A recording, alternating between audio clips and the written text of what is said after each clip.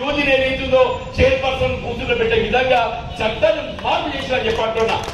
నేను రేవంత్ రెడ్డి ముఖ్యమంత్రి అయినా కానీ చెప్పంటున్నా, నువ్వు నాకేం చేస్తావు చేయవు నాకు తెలియదు, కానీ మా జగిత్యాల మున్సిపాలిటీ 15 వర్గాల మహిళలు కిటప్ చేయబడ్డ స్థానం ఏదైతుందో వాళ్ళతో భర్తీ చేయబడే విధంగా చట్టాన్ని మార్పు చేయమని చెప్పని చేయబట్టి అడిగిన నేను కోరుతాను. డ్రైవర్ రద్దు చేసినా చెప్పంటున్నా, నువ్వు చేస్తావా? నువ్వు ఎందుకు చేయలేకపోయినావని చెప్పంటున్నా. నేను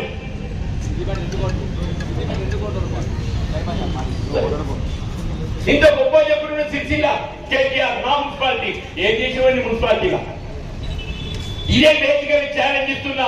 హరీష్ రావు గారే కానీ కేటీఆర్ గారే కానీ 2014 కంటే పూర్వం జగిత్యాల మున్సిపాలిటీ ఏ విధంగా అభివృద్ధి చెందింది, నీ సిరిసిల్ల ఎక్కడ ఉండే, నీ సీటుపేట ఎక్కడ ఉంటాయి.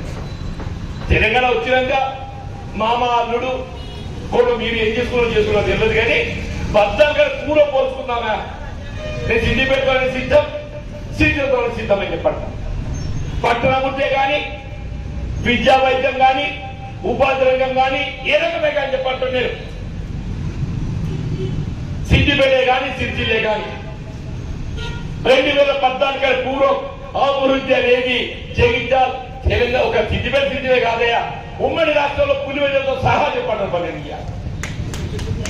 సంకల్పం కావాలి. ఇవాళ ఏదైతే నేను ఏ హోదాలు ప్రధానం కాదా, నాకు ఏ హోదా ఉన్నా లేకున్నా వచ్చినా రాకున్నా రాష్ట్రంలో కాంగ్రెస్ అధికారానికి వచ్చింది కాబట్టి జగిత్యాల పట్టణాన్ని ఏదైతుందో తెలంగాణ రాష్ట్రంలోనే అగ్రస్థానం నిలిపే బాధ్యత నాది అని చెప్పండి.